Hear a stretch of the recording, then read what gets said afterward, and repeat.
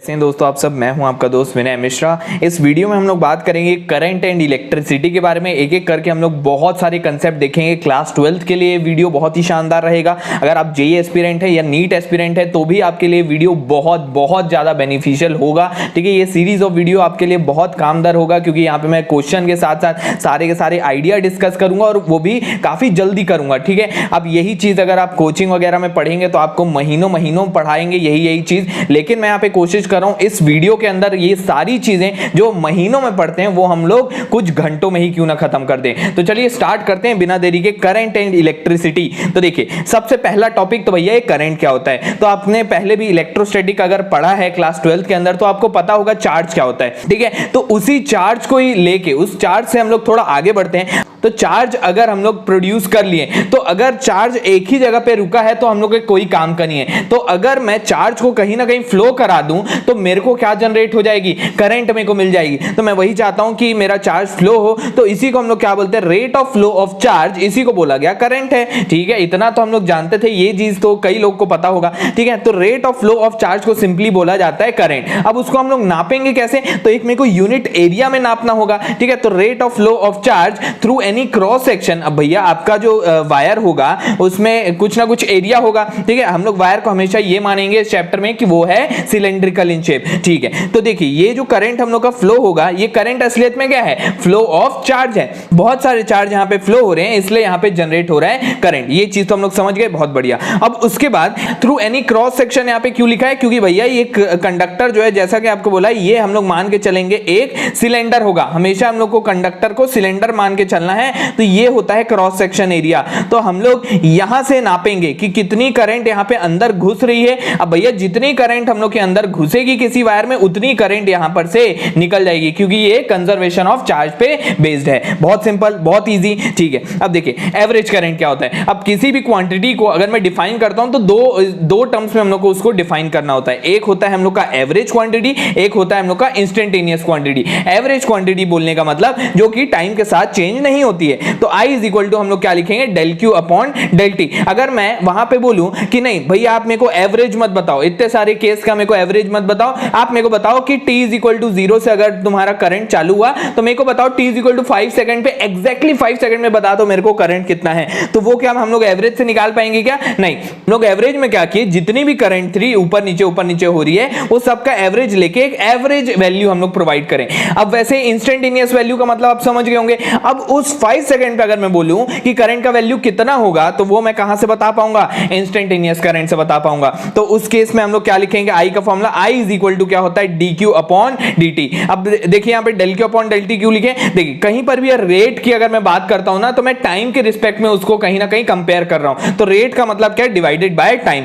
तो ये क्या है, फ्लो ऑफ चार्ज है। फ्लो ऑफ चार्ज का क्या है, रेट है, तो मैं उसको डिवाइड कर दिया टाइम t के साथ। एवरेज वैल्यू होगा तो हम लोग को डेल डेल लगाना है और इंस्टेंटेनियस वैल्यू होगा तो हम लोग को डिफरेंशिएट करना है। ठीक है, इतना चीज समझ में आया, बहुत बढ़िया। अब उसके बाद फिर देखिए dq इज इक्वल टू अगर मैं यहां से निकालूं तो क्या हो जाएगा, idt हो जाएगा। तो अगर मेरे को यहां पर से स्मॉल अमाउंट ऑफ चार्ज मिल गया तो क्यों ना मैं इसको इंटीग्रेट करके टोटल अमाउंट ऑफ चार्ज निकाल लूं, बिल्कुल निकाल सकता हूं। तो भैया आपको दो फॉर्मूला याद रखना है, i इज इक्वल टू होता है dq अपॉन dt और q इज इक्वल टू होता है इंटीग्रेशन i dt, 0 से लेके t टाइम तक के। ठीक है, इतना चीज समझ में आया, बहुत बढ़िया। यूनिट ऑफ करंट क्या होता है, तो भैया ऐसा यूनिट होता है हम लोग का एम्पियर। सीजीएस यूनिट होता है हम लोग के दो यूनिट होते हैं, जैसा हम लोग वहां पे चार्ज के लिए देखे थे स्टैट कूलम था, एब कूलम था, सेम वैसे यहाँ पे स्टैट एम्पियर एब एम्पियर वैसे ही होता है। ठीक है, अब देखिए करंट जो है हम लोग का वो होता है स्केलर क्वांटिटी। अब देखिए मैं आपको आगे किरचॉफ लॉ वगैरह जब बताऊंगा तो आपको बताऊंगा कि करंट को हम लोग को इस डायरेक्शन में लेना है, क्लॉकवाइज लेना है या फिर एंटी क्लॉकवाइज लेना है। तो भैया करंट के पास तो डायरेक्शन भी हुआ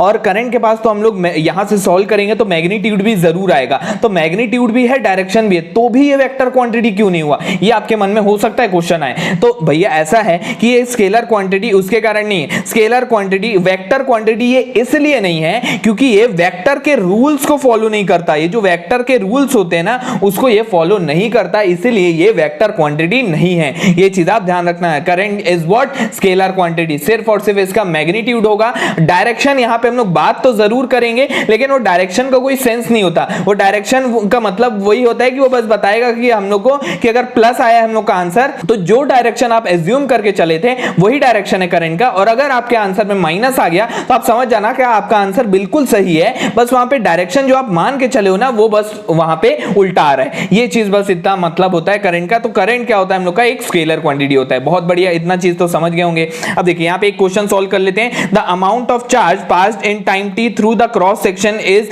ये आपको दिया है Q का वैल्यू जो कि टाइम के साथ लगातार चेंज हो रहा है, इसका मतलब आप समझ जाना कि वहां पे डिफरेंशिएशन इंटीग्रेशन करना होगा। Find the current at t is equal to 5 second, 5 second पे आपको निकालना है। कोई दिक्कत नहीं भाई, करंट होता है हम लोग का क्या, dq अपॉन dt, कोई दिक्कत नहीं है। यहां पर से आप q का वैल्यू पुट कर दो। q का वैल्यू कितना है, AT square plus BT plus C। अब डिफरेंशिएशन करना तो आपको अब भली भांति आता होगा। इसका डिफरेंशिएशन करेंगे तो 2AT plus B plus C का हो जाएगा 0। तो इतनी अमाउंट ऑफ हम लोग की करंट आ गई है। अब हम लोग को बोला है at time t is equal to 5 second, तो भैया t की जगह यहाँ पे आप डाल दो 5, तो ये हो जाएगा 10A प्लस B। ये होगी इतनी एम्पियर करंट हम लोग की यहाँ से पास होगी। समझ में आया, बहुत ईजी सा क्वेश्चन था। आगे बढ़ते हैं हम लोग।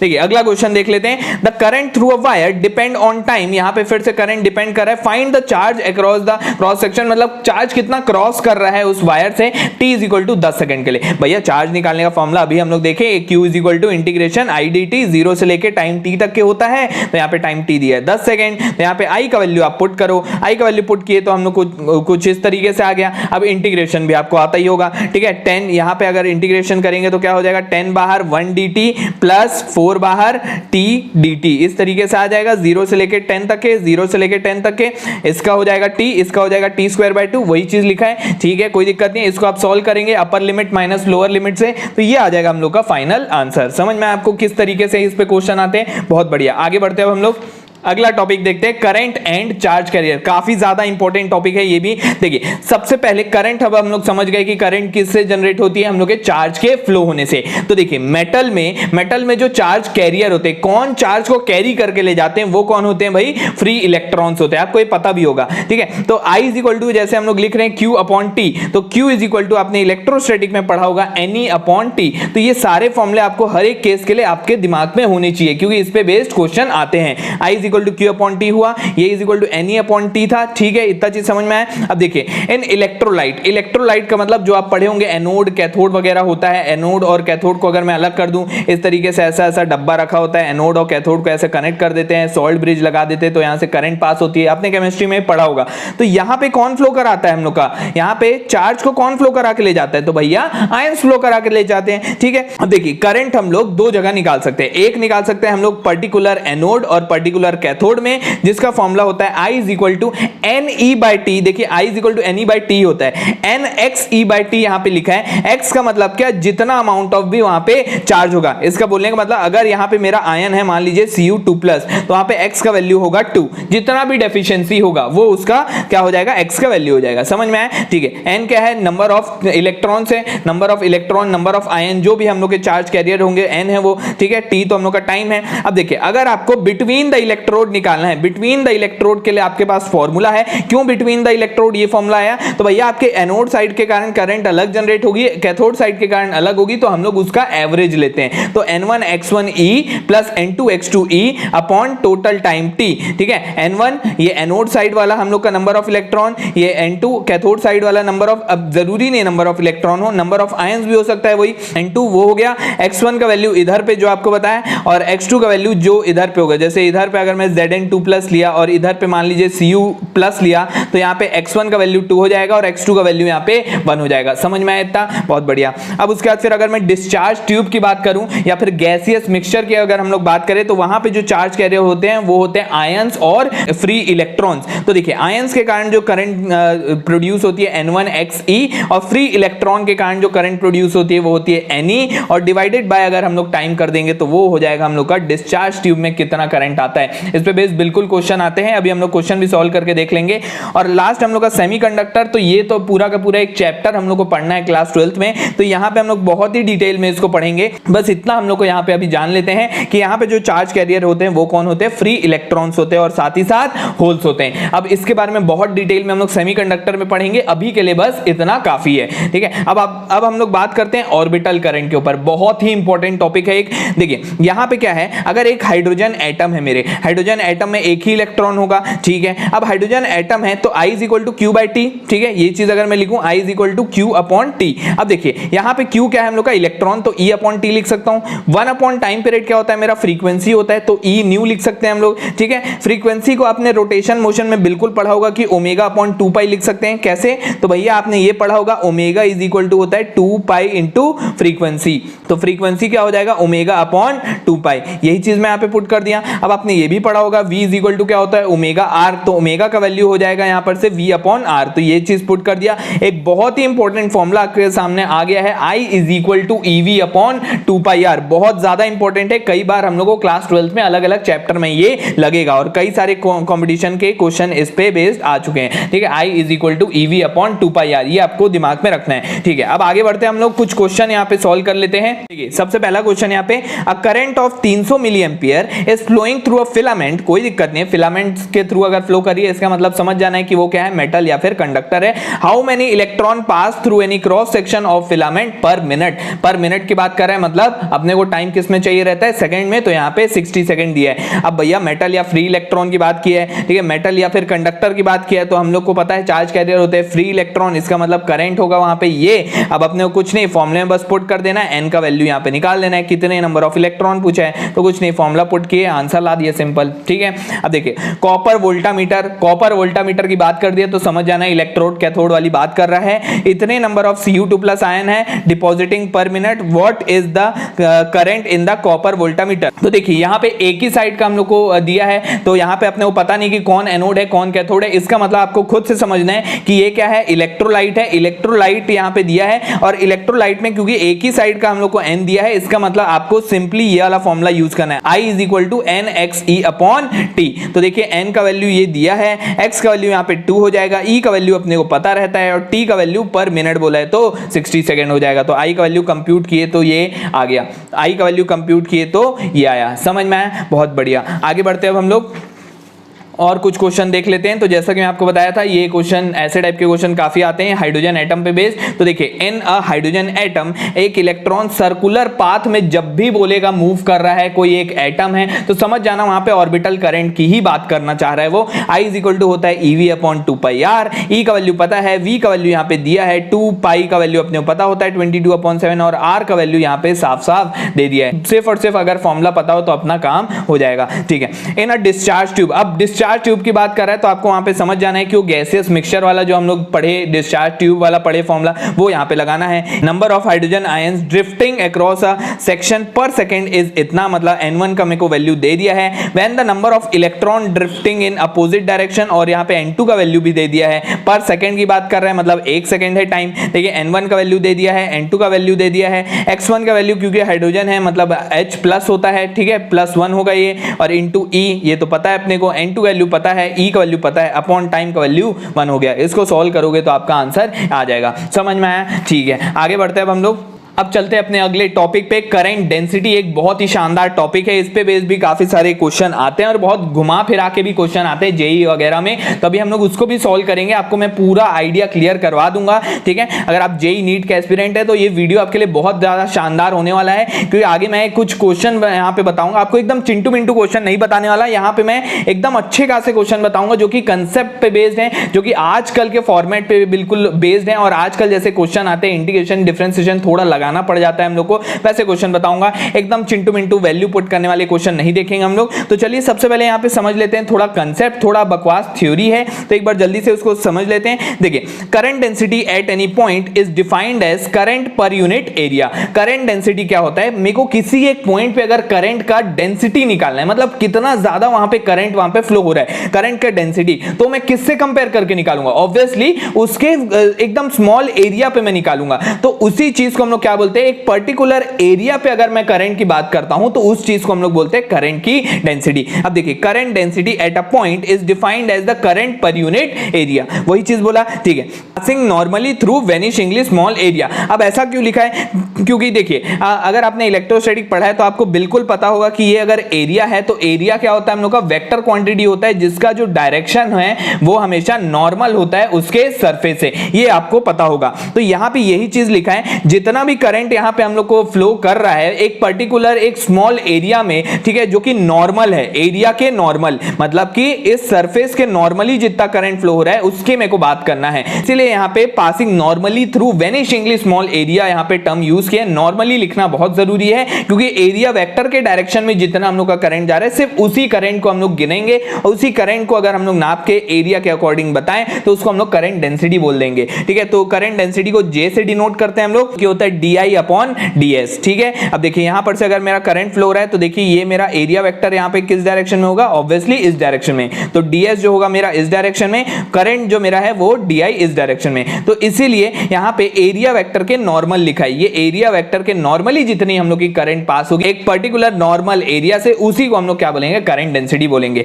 इसका डायरेक्शन हमेशा क्या होता है, नॉर्मल टू द एरिया, जैसे कि आपको बता रहा हूं मैं। अब देखिए ऐसा भी तो हो सकता है, क्वेश्चन जेईई में ऐसा आ सकता है कि देखिए हम लोग का करंट इस डायरेक्शन, करंट तो हमेशा इस डायरेक्शन में फ्लो होगा, लेकिन अगर मैं ऐसा सरफेस काट दूं जो कि नॉन यूनिफॉर्म है, तो अब देखिए यहां पे अगर इस सरफेस का नॉर्मल मैं बोलूं तो इस सरफेस का नॉर्मल वेक्टर इस तरफ होगा, मतलब एरिया वेक्टर इस तरफ है, थीटा एंगल अगर वो बना रहा है, ठीक है, ऐसा हो सकता है बिल्कुल। तो हम लोग यहां पे J को कैसे डिफाइन करेंगे, तो देखिए J इज इक्वल टू, इस बार मेरा क्या हो जाएगा, एरिया को आप रिजॉल्व कर दो। अगर मैं इसको DS बोलता हूं, अगर मान लेते हैं DS बोला तो ये cos थीटा कंपोनेंट हो जाएगा, थीटा के सामने वाला, और ये वाला हो जाएगा DS sin theta, DS sin theta. तो मेरे को कौन सा वाला कंपोनेंट लेना होगा, ऑब्वियसली जो कि एरिया के नॉर्मल है, तो मेरे को ये वाला कंपोनेंट लेना होगा। तो DI अपॉन DS की जगह में DS ना लिख के DS cos थीटा लिखूंगा, ठीक है। अब देखिए DI इज इक्वल टू क्या हो जाएगा, JDS cos theta, DI is equal to JDS cos theta. और भैया AB cos थीटा क्या होता है वेक्टर में, A dot B, dot operation होता है, तो ये क्या हो जाएगा, अगर मैं इंटीग्रेशन कर दूंगा यहाँ पे तो मेरे को स्मॉल अमाउंट ऑफ करंट से मेरे को टोटल अमाउंट ऑफ करंट मिल जाएगी। यहाँ पे इंटीग्रेशन करना है J डॉट DS का, समझ में आया, ठीक है। इसका हम लोग क्वेश्चन अभी सॉल्व करेंगे, पूरा आइडिया क्लियर हो जाएगा। यूनिट क्या होता है इसका, तो भैया यूनिट इसका हम लोग का क्या हो जाएगा, J का यूनिट होगा हम लोग का ampere upon metre square, ampere per metre square, ठीक है। आगे बढ़ते हैं हम लोग, अगला टॉपिक देखते हैं, ड्रिफ्ट वेलोसिटी, एक बहुत ही इंपॉर्टेंट टॉपिक है। और अगर मैं यहाँ पे बात करूं इस चैप्टर में, देखिए बहुत कम डेरिवेशन है, तो सिर्फ 2 ही डेरिवेशन है जो कि बोर्ड एग्जाम में आते हैं, तो वो सारे डेरिवेशन को भी मैं यहाँ पे मैं कंसिडर कर लेता हूँ, जल्दी से बता देता हूँ, बहुत सिंपल सी बात है। उसके बाद फिर हम लोग क्वेश्चन भी सॉल्व कर लेंगे और कुछ क्वेश्चन हम लोग के हो जाएंगे, तो काफी ज्यादा हम लोग के लिए क्लियर हो जाएगा, कंसेप्ट क्लियर हो जाएगा जेईई नीट वगैरह के लिए। तो चलिए स्टार्ट करते हैं ड्रिफ्ट वेलोसिटी से। तो ड्रिफ्ट वेलोसिटी क्या होता है, देखिए अब हम लोग जानते हैं कि हम लोग के जो इलेक्ट्रॉन वगैरह हैं, इलेक्ट्रॉन चार्ज कैरियर, ये क्या होता है, जब भी वहां पे करंट फ्लो होती है तो ऑब्वियस सी बात है वहां पे क्या प्रोड्यूस होने वाली है, हीट प्रोड्यूस होने वाली है। तो क्या वहां पे एक ही इलेक्ट्रॉन होता होगा क्या, हमारे जो वायर है वहां पे एक ही इलेक्ट्रॉन फ्लो होता होगा क्या, नहीं भाई, बहुत सारे इलेक्ट्रॉन फ्लो होते होंगे।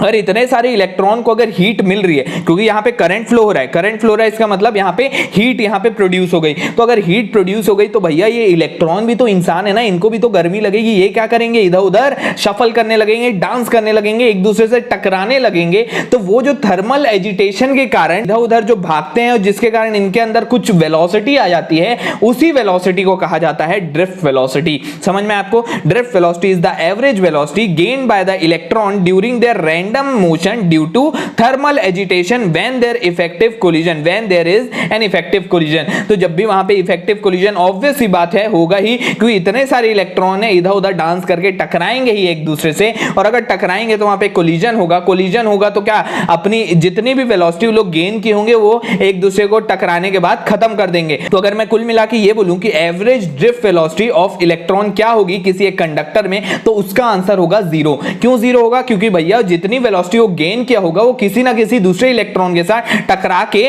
मर के खत्म कर दिया अपनी वेलोसिटी। तो इसीलिए यहां पे एक बहुत ही शानदार रिलेशन है, average drift velocity, average drift velocity का वैल्यू कितना होता है हम लोग का, 0 होता है। ये चीज समझ में आया, ठीक है, एवरेज ड्रिफ्ट वेलोसिटी, लेकिन वो वेलोसिटी तो गेन करते हैं। अब हम लोग को वही निकालना है कि भैया कितनी वेलोसिटी आखिर वो गेन करते होंगे। अब वो तो हम लोग समझ गए कि ये लोग एक दूसरे को मार के खत्म कर देते हैं, लेकिन कितनी वेलोसिटी गेन करते हैं इसको हम लोग को निकालने पूछता है। तो देखें बहुत ही सिंपल सा डेरिवेशन है, v is equal to u plus at होता है, हम लोग काइनेमेटिक्स में पढ़े होंगे। यहां पे हम लोग उस टाइम को टाइम ना बोल के रिलैक्सेशन टाइम बोलेंगे। रिलैक्सेशन टाइम वो टाइम होता है, वो स्मॉल अमाउंट ऑफ टाइम होता है जिसमें दो इलेक्ट्रॉन एक दूसरे से कोलाइड करते हैं, ठीक है। तो हम लोग को वहां पे वही वाला टाइम लेना है। तो v1 is equal to u1 plus a tau 1 हो गया। वैसे ही दूसरे इलेक्ट्रॉन का ये होगा, nth इलेक्ट्रॉन का ये होगा। सबका मैं यहाँ पे एवरेज ले लेता हूं क्योंकि मेरे को यहाँ पे एवरेज ड्रिफ्ट वेलोसिटी निकालनी है। ये जो वेलोसिटी है ये होती है इलेक्ट्रॉन की पूरी एवरेज वेलोसिटी हो जाएगी हम लोग की 0। ठीक है, तो यहाँ पे देखिए v1 plus v2 plus v3 इस तरीके से ये पूरा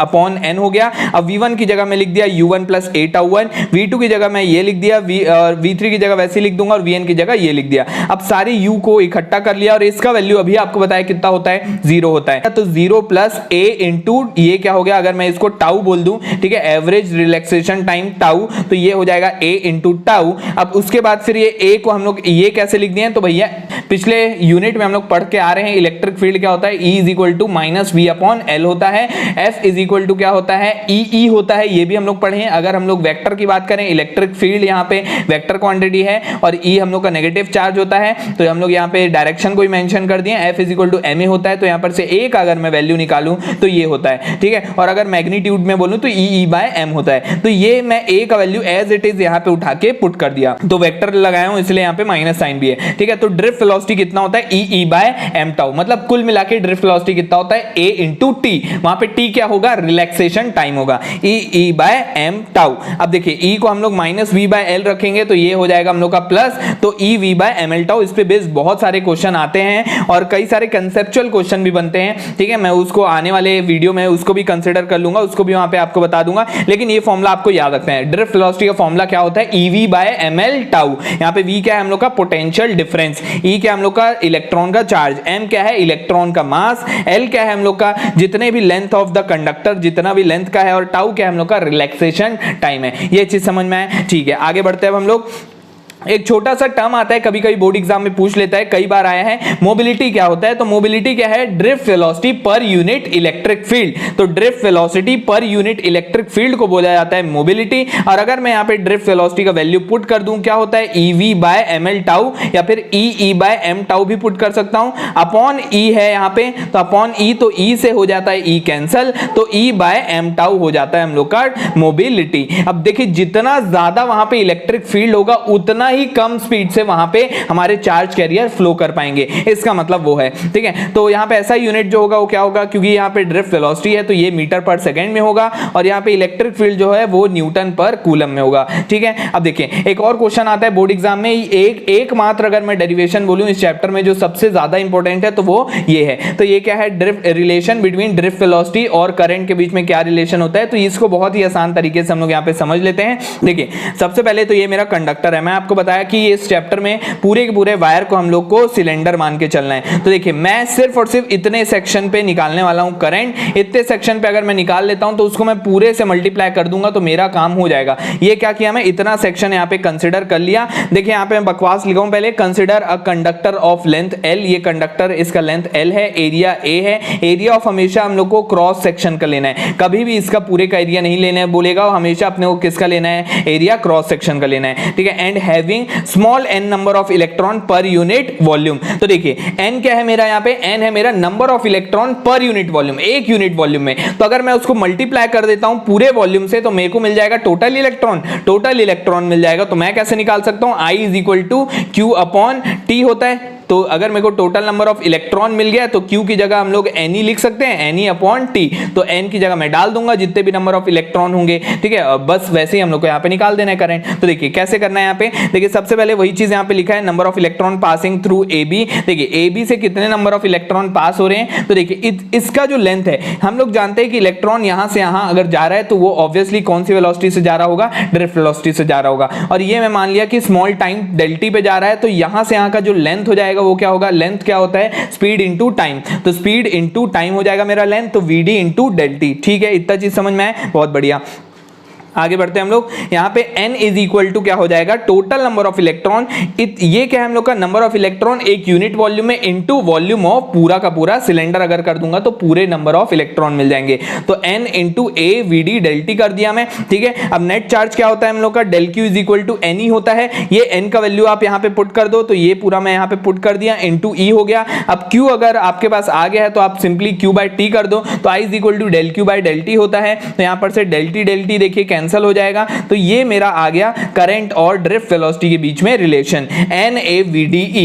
I इज इक्वल टू होता है NAVDE। और अगर मैं यहाँ पे करंट डेंसिटी निकालना चाहूं तो कुछ नहीं, करंट को डिवाइड कर दो एरिया के साथ, तो एरिया भी कैंसिल हो जाएगा, तो हो जाएगा NVDE। सिंपली यहाँ पे हम लोग निकाल लिए हैं करंट और ड्रिफ्ट वेलोसिटी के बीच में रिलेशन। इस पे बेस्ड जो क्वेश्चन है ना वो बहुत ही सिंपल आते हैं। इन सब में से आपको एक चीज नहीं दिया होगा, ऑब्वियसली ई तो हमेशा अपने को पता होगा। ड्रिफ्ट वेलोसिटी कभी निकालने बोलेगा, कभी एरिया बोल सकते हैं निकालने, कभी यहाँ पे एन बोलेगा निकालने, या कभी करंट बोलेगा निकालने। हर चीज देगा आपको एक चीज को छोड़ के, तो वही चीज निकालना है। बस फॉर्मूला अगर आपको पता हो तो आपसे आराम से क्वेश्चन बन जाएगा। ठीक है, आगे बढ़ते हैं अब हम लोग।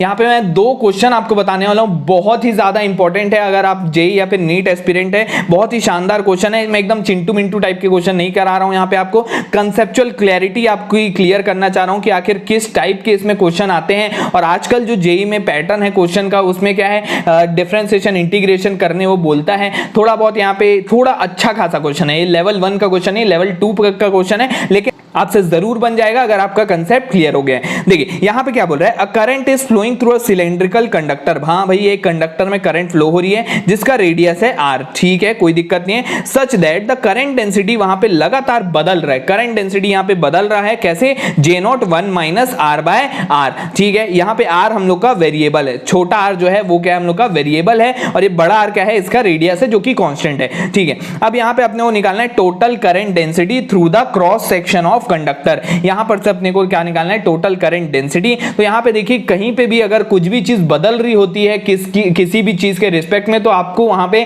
तुरंत समझ जाना है कि वहां पे डिफरेंशिएशन या फिर इंटीग्रेशन लगाना होगा। तो हम लोग जानते हैं d I is equal to J d s होता है, I is equal to integration J d s होता है। तो यहाँ पे जे का वैल्यू दिया है, लेकिन हम लोग यहाँ पे इंटीग्रेट किसके रिस्पेक्ट में करना होता है, एरिया के रिस्पेक्ट में करना होता है। लेकिन हम लोग एरिया के रिस्पेक्ट में नहीं कर पाएंगे, क्यों, क्योंकि यहाँ पे वेरिएबल कौन है, स्मॉल आर है। लेकिन कोई दिक्कत नहीं भाई, S is equal to pi R square होता है, ये अपन जानते हैं। तो यहां पर से अगर आपको इंटीग्रेशन का नॉलेज है थोड़ा बहुत भी, तो आप आराम से ये कर सकते हैं। यहां पे पार्शियल डिफरेंशिएशन किया गया है, ds is equal to 2 pi r dr हो जाएगा। तो इस ds की जगह हम लोग क्या डाल दिए, 2 पाई r dr किए। अगर आपको 11th क्लास का मोमेंट ऑफ इनर्शिया वाला डेरिवेशन अगर याद है थोड़ा भी, तो बिल्कुल यही लॉजिक हम लोग वहां पे भी लगाते थे। तो ये यहाँ पे हम लोग लगाए और j का value as it is put कर दिए। इंटीग्रेशन बस आपको करना है यहाँ पे। तो देखिए यहाँ पे ये अंदर मल्टीप्लाई होगा इससे, और ये पूरा इससे मल्टीप्लाई होगा, तो कुछ इस तरीके से आ गया। r का यहाँ पे इंटीग्रेशन करना है, यहाँ पे r स्क्वायर का करना है, यहाँ पे r स्क्वायर बाय 2 हो जाएगा, यहाँ पे r क्यूब बाय 3 हो जाएगा। Upper limit minus lower limit करोगे तो कुछ इस तरीके से आ जाएगा। सॉल्व करोगे तो i का वैल्यू आपका आ गया J0 pi r square by 3। बहुत ही जबरदस्त क्वेश्चन है, ठीक है, बहुत ही शानदार। इस टाइप के बहुत सारे क्वेश्चन हमारे कंपटीशन एग्जाम में आ चुके हैं। ठीक है, एक और क्वेश्चन यहाँ पे मैं ले लेता हूं जो कि जेई में एग्जैक्टली आ चुका है। तो देखिए यहाँ पे कुछ नहीं है, in the given figure current I हम लोग की आ रही है ए से और जा रही है हम लोग की डी से।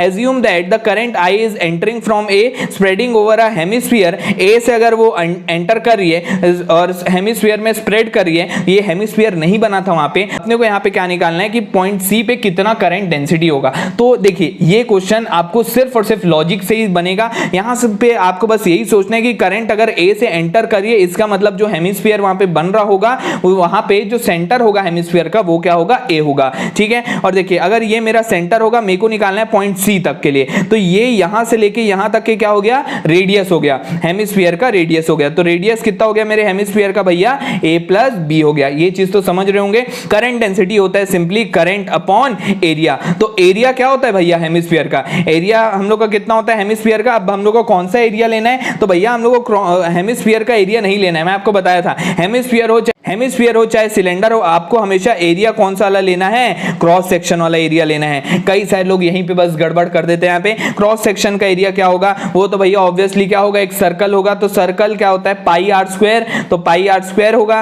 और आर का वैल्यू हम लोग निकाल लिए ए प्लस बी, तो pi into A plus B का होल स्क्वायर। तो ये होगा हम लोग का current density at point C. आपको आइडिया समझ में आया, ठीक है, बहुत बढ़िया। तो इस तरीके से हम लोग यहाँ पे पहला जो एक मेजर पोर्शन था, एक बोल सकते हैं एक एक टॉपिक था इस यूनिट का, ये यहाँ पे मैं कवर कर दिया हूँ। अगले वीडियो मिलूंगा, इसी का कंटिन्यूएशन वहां पे करूंगा और इसी तरीके से हम लोग एक एक टॉपिक बाय टॉपिक बहुत ही शानदार तरीके से पूरा करंट इलेक्ट्रिसिटी को इतने शानदार तरीके से पढ़ेंगे जैसे हम लोग कभी ना पढ़े हों। ठीक है, यही चीज हम लोग 2-2 3-3 महीने में पढ़ते हैं कहीं पे, वही चीज हम लोग यहाँ 20 से 30 मिनट में अगर पढ़ ले रहे हैं तो आपके लिए बहुत ही ज्यादा बेनिफिशियल है। तो अगर मेरा एफर्ट आपको ठीक लग रहा हो तो जरूर लाइक, शेयर और सब्सक्राइब करना मत भूलिएगा। ठीक है, इस वीडियो के लिए इतना ही रखता हूं, मिलता हूं अपने अगले वीडियो में। Thank you.